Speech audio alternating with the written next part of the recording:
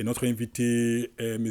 Abdoulaye Garba Maïga, président du conseil régional de Mopti et président de l'association des régions du Mali. M. Maïga, bonsoir. Bonsoir, M. Traoré. Alors, vous êtes élu communal, président du conseil régional de Mopti, président de l'association des régions du Mali. Ça ne fait pas trop de casquettes sur votre tête? Trop de casquettes? Oui. Je ne pense pas, dans la mesure où, étant élu communal et président du conseil régional de Mopti, j'ai été élu à la base par les populations. Et étant président du conseil de l'association des régions du Mali, ce sont mes camarades présidents de région, nous sommes 11, qui ont fait ce choix. Donc moi, je pense que c'est une marque de confiance qu'il faut savoir mériter, tout simplement. Donc pas du tout difficile pour vous de mener à bien toutes ces missions? Il n'y a pas de tâche facile en soi. Très bien. Alors, vous venez de participer à la Journée nationale des communes, 15e édition, sous le thème décentralisation et refondation de l'État, thématique que vous avez débattue durant 3 jours. En somme, que peut-on retenir de vos échanges? Ça a été des échanges très, très houleux. Et je peux dire clairement que les objectifs sont atteints. Parce que quand on dit décentralisation et refondation, il y a les aspects institutionnels. Vous savez que déjà, la première des choses, le Mali est en train de se doter d'une nouvelle constitution. Ce n'est pas rien. En termes de réforme institutionnelle, ce n'est pas du tout rien.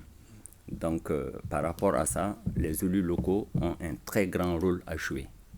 Dans le cadre aussi de la relecture de la loi électorale, je crois qu'il y a beaucoup de dispositions qui concernent justement la décentralisation dans le cadre d'une amélioration. Je peux noter tout de suite que le Mali avait fait le choix au début de la décentralisation d'aller à 3 niveaux de collectivité. Maintenant, quand vous parcourez la nouvelle loi, il y a le conseil de cercle qui est tout simplement éliminé pour laisser place à la commune et à la région. Je crois que ça, c'est une volonté nette de vouloir apporter aux populations les services de base de façon très efficace. Très bien. Concrètement, à ce niveau, qu'est-ce que cela va changer pour les citoyens en éliminant le conseil du cercle et en amenant au niveau région et communal simplement? Qu'est-ce que ça va changer pour les citoyens concrètement? Ça va changer beaucoup de choses. Entre autres? Entre autres, au niveau, quand vous prenez le cercle même, vous voyez, il y a le conseil de cercle, il y a aussi le maire au niveau du cercle. Souvent, ça devient un peu compliqué. Donc, il faudrait trouver un moyen de trouver un interlocuteur. Maintenant, dans le cadre aussi de l'appui de l'État, ça appui conseil. Donc, ça s'éparpille. Dans le cadre de la répartition des ressources, concrètement, la clé de répartition avant, c'est quoi? C'est que la région, c'est la commune qui fait le recouvrement. La région, sur les 100%, la région a les 5%. Le conseil du cercle a les 15% et les communes, les 80%. Vous voyez un peu, quand on élimine, on peut renforcer, par exemple, la commune. Donc, au plan institutionnel, c'est plus réorganisé avec cette décision. Alors, les collectivités sont au cœur du développement à la base, on le sait. Et quels sont les grands défis de développement aujourd'hui qui assaillent les élus que vous êtes? En fait, tout est urgence dans nos communes. D'abord, on avait commencé par une certaine communalisation. Pendant les 10 premières années de la décentralisation, le tout se faisait au niveau des communes. Une évaluation a été faite. Il a été prouvé de façon nette qu'il fallait changer les choses un peu pour impulser beaucoup plus le développement. Parce que les communes n'ont pas les mêmes niveaux de développement, ils n'ont pas les mêmes ressources. Les communes ne sont pas sur les territoires. Il y a certains territoires qui sont favorisés. Quand vous prenez une commune par laquelle le goudron passe, il y a le dispensaire, il y a beaucoup de choses. Et une commune qui est reculée, les choses ne sont pas les mêmes. Donc, il faudrait et trouver un moyen de mettre en cohérence les développements à un certain niveau.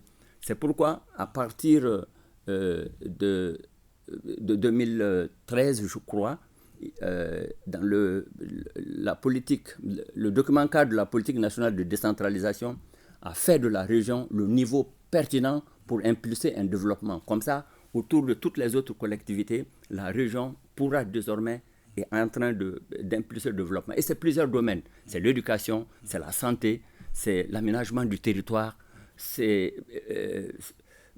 donc tout est prioritaire. Tout.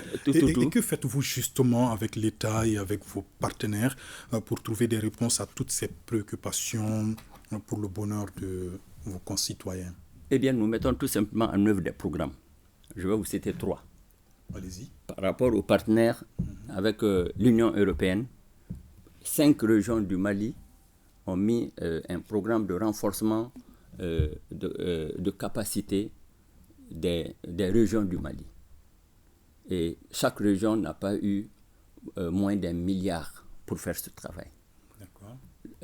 Il y a beaucoup d'autres partenaires techniques et financiers, mais je serai obligé de citer la coopération suisse qui fait beaucoup pour les régions de Tombouctou, Sikasso et Mopti, par exemple. Maintenant, il y a l'État. L'État a signé avec les régions ce qu'on appelle le contrat-plan État-région et le district de Bamako. Donc, l'État met des ressources au niveau des collectivités pour pouvoir répondre justement aux préoccupations des populations.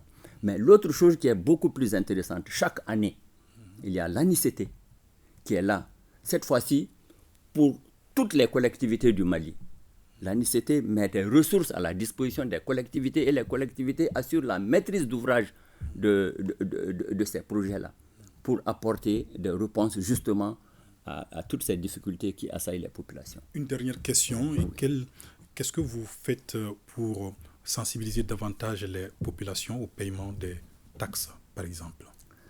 Mais vous savez, c'est assez important quand même. Oui, c'est très important. Pour vous, n'est-ce pas? Oui, il y a 2 phases. Au moment où il n'y avait que la paix, c'est extrêmement facile. Les gens savent, vous venez chercher un acte de naissance à la mairie, ou bien vous venez pour faire une copie de votre acte de naissance, vous payez 100 francs par copie. Vous savez très bien. Donc le citoyen sait il sait très bien que il faudrait, pour que la mairie puisse me faire un puits, une route ou quelque chose comme ça, c'est des choses comme ça. Ou bien les taxes que je paye, la TDRL, ainsi de suite. Donc, maintenant, avec la crise, la sensibilisation est devenue compliquée. Parce que pour sensibiliser, il faut d'abord avoir accès. Donc, l'accès de certaines communes est devenu difficile. Mais un message particulier quand même à l'endroit de ces populations? Les populations, elles sont résilientes. Si vous voyez que ça tient bon, c'est que les populations sont très, très résilientes. Merci, M. Maïga, d'être passé par là. Nous aurons d'autres occasions pour mieux développer toutes ces questions. Encore une fois, merci d'avoir répondu à nos questions. C'est à moi de vous remercier. Merci beaucoup. Et vous avez donné l'opportunité aux collectivités de pouvoir s'exprimer. Et l'État même a donné l'opportunité aux collectivités de venir. Nous étions très nombreux pour débattre de nos préoccupations et ça a été une réussite totale. Merci.